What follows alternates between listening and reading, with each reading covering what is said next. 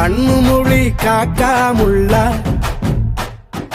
குருவ ரெண்டும் குருவ நெல்லா நீராந்த போல தினராத்திரி வேளை என் சொப்பனம் மாற வந்து வெளிச்சம் தார தலகாலு புரியலையே பாச தெரியலையே மனசு ரக்க முளைச்சு பறக்குது யாத்தே கண்ணு மொழி காக்காமுள்ள உன் குருவ ரெண்டும் குருவ நெல்லா. I love to walk on the beach.